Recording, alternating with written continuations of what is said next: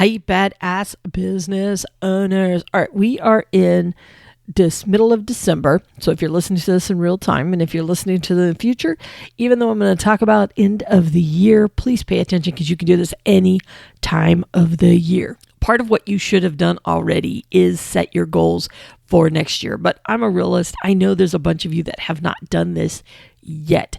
And if you have, you've kind of got a couple things in mind of some of the goals that you want to achieve. Well, one of the big things that I want to make sure that you're constantly doing, and you should do this multiple times throughout the year just to make sure that you're on track, but that is to figure out what you need to do in sales to hit a profit goal. A lot of times what happens is we say, I want to do X amount in sales.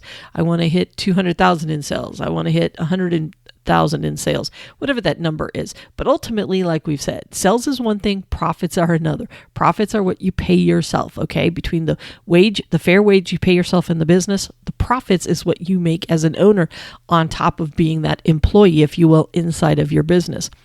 And I want to make sure that when you are setting your goals, that one of the big goals that you have is how much you plan to make, not necessarily the sales that you want to do in the business. But here's the catch.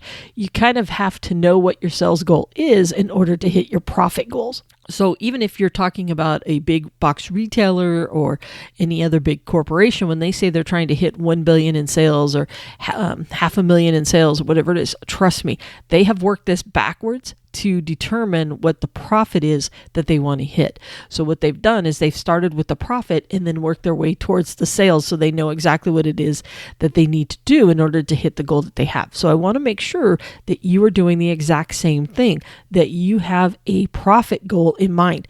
Now, when you set your profit goal, like I said, you're going to have two parts to it. One is what you're taking out as an employee. So I want you to make sure, like we've talked about this in the past with knowing your business numbers, when you're an employee, you're paying yourself a fair wage. So that might be $15 an hour, $20 an hour, times 40 hours. Now, I understand you might work more hours in the business and you might feel you deserve to make $50 an hour, but that's not the case. What we're doing is we're accounting for you being a regular employee. Like if you were to hire someone off the street, what would you pay them to do that job? That's what you're being paid as an employee. So if that's $15, $20, whatever that is, that's what you want to set up your employee part of your income. And then anything above that would go into the owner's draw, the owner's part, the total in profits that you need to make at the company.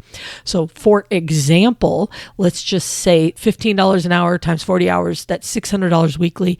Let's say you take 2 weeks off. So by the end of the year, you're actually going to make about $30,000. And let's just say that you haven't really been taking any money out of the business because you haven't really been as profitable because you've just been putting the cash in your pocket and that's what you walked away with. In which case, you are starting from 30. You really have zero owner's draw.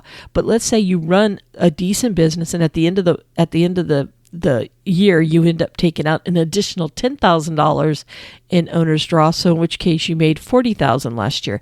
So everybody's going to be a little bit different. You want to think about your business. What percentage, let's just say you knew you took home $50,000. You need to figure out of that $50,000 that you kept out of the business, how much of it came from you just working in the business and how much of it would have been an owner's draw off of the profits of the business. So once you understand what that number is, now you can sit there and you can say, okay, is there a way for me to figure out that if I wanted to go from making, say, $40,000 a year to all of a sudden making $70,000 because I'm just going to run that business 10 times better, what do I need to do in sales in order to hit that goal?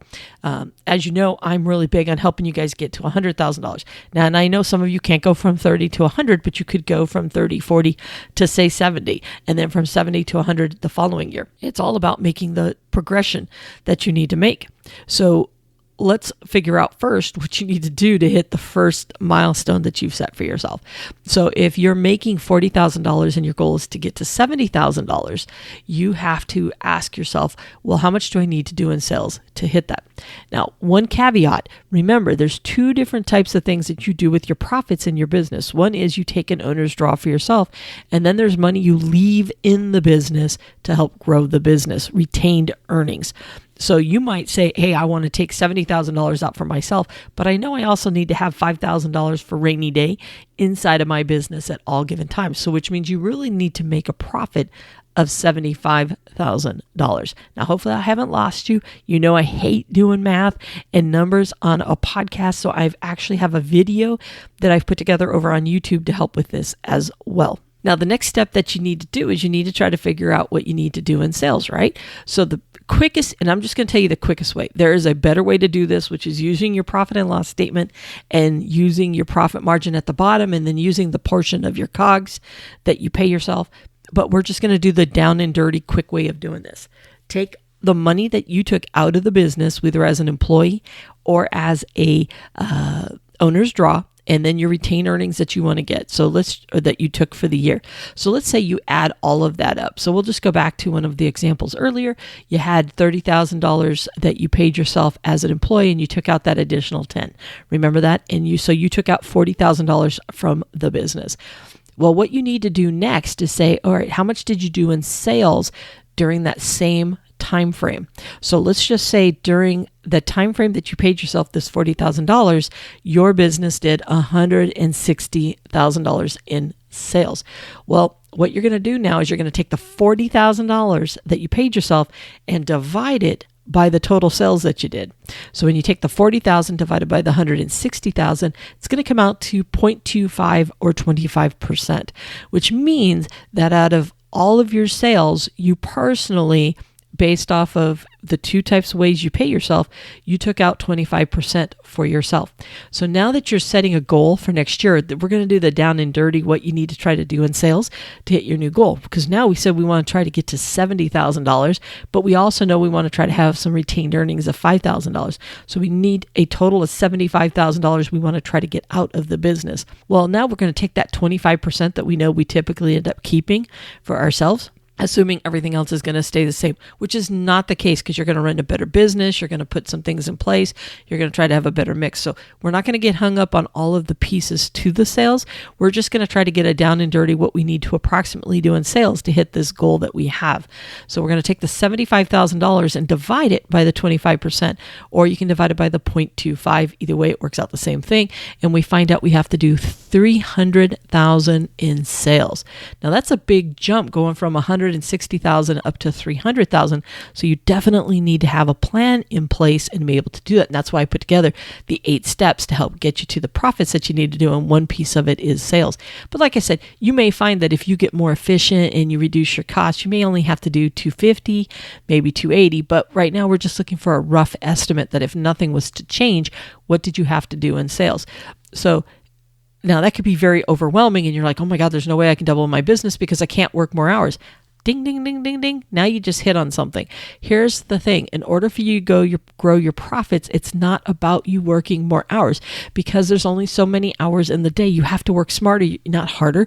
You have to figure out, how do you put more profits to the bottom line? How do you adjust your margins? How do you take yourself out of being the only doer in the business? How is it that you can do all these different things that are going to improve your processes? So yeah, you might be doing twice as many in sales, but you personally are working less hours doing it, or working about the same number of hours because you become more efficient in it, or you've brought in folks to help you out. There's a lot of different things that you're going to look at with doing that.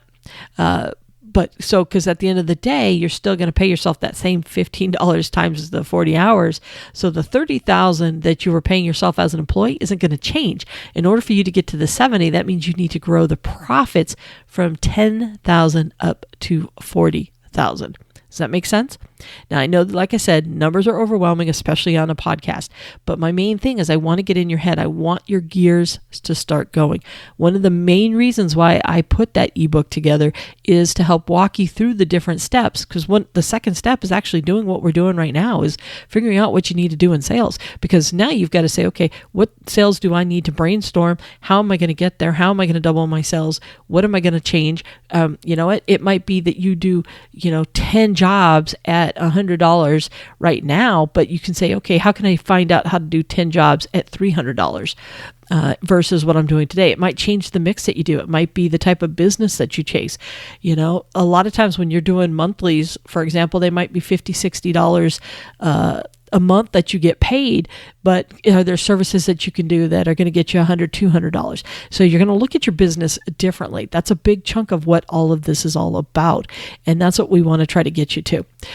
You're going to improve your processes. You're going to find out how to stop bleeding money, how to stop having poor scheduling. I mean, the whole point of what the 8 steps take you through is how can you get to your goal? Because at the end of the day, the goal is the 75,000, not necessarily the 300,000 in sales. The 300,000 needed in sales is if you change nothing, which means you do double what it is that you're doing and you keep doing what it is you're doing. But that's the definition of insanity.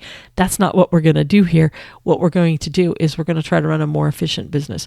So the point of today's episode is really just to say, hey, as I set my goals for next year, if I have a target for what I want to make in profits, what do I need to do in sales? Because this is the worst case scenario. This is what you need to do in sales. The best case is you're going to work on your business from all different angles to be able to increase the profit of your business. So worst case is you need to have a good solid sales goal that you need to do, because you're going to look at the business differently when you say, okay, I have to get to 300,000 in sales.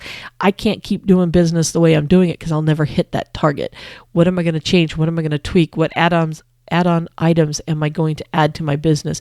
Am I going to add some warranties to my business? Am I going to chase bigger sales versus smaller sales? Am I going to be known as the water heater king in my city as opposed to doing every little tiny plumbing project that is out there? Am I going to do larger projects versus really small handyman type of projects? Whatever the case may be, you're going to look at your business differently if you know that big sales goal that you need to hit, as well as know that, hey, I'm really going after this big profit goal that I have set for myself. I'm going to go ahead and wrap this one up, but my main point is make sure that as you are setting your sales goals, that you're also setting a profit goal and you're linking the two together. And what we were doing today is we were just doing the down and dirty, quick way of figuring out what you need to do in sales. And if you want to, I'll put a link in the show notes to the video that I put together to help you out. It's just, it'll kind of walk you through and you can do it live at the same time while you're watching it. It'll make it easier for you versus trying to do it here on the podcast. Today's podcast is really more about getting those gears going, getting your thought process going, and figuring out what it is that you are going to set for your goals, and so that you can hit them, because we want to knock them out of the park so that you guys can make tons of money. So with that, I'm going to go ahead and wrap this puppy up, and I will talk to you on the next episode. And speaking of which, don't forget to follow the YouTube channel. There'll be a link in the show notes, because we do a combination of, you can find some of the podcast episodes there, but you'll also find where I kind of work these things out a little bit better for you guys to make it easier visually. All right, with that, I'm out of here. Bye for now. Hey, badass business owner, before you go, as you know, I'm a huge believer in you knowing your business numbers. After all, it isn't about how much you sell, it's about what you keep. And the best way to grow your profits is to start diving in and understanding those business numbers. To help you on this journey, I have created the Know Your Business Numbers course. We will walk through how to read your profit and loss statement. You'll learn the key calculations that'll help ensure that you're making a healthy profit on all of your products or services, plus a ton of other good stuff that'll help you learn how to use those business numbers to create even more sales and profits. Just check out the link below in the show notes or visit knowyourbusinessnumberscourse.com. So if you're ready to increase those profits, it's time you start diving into your business numbers.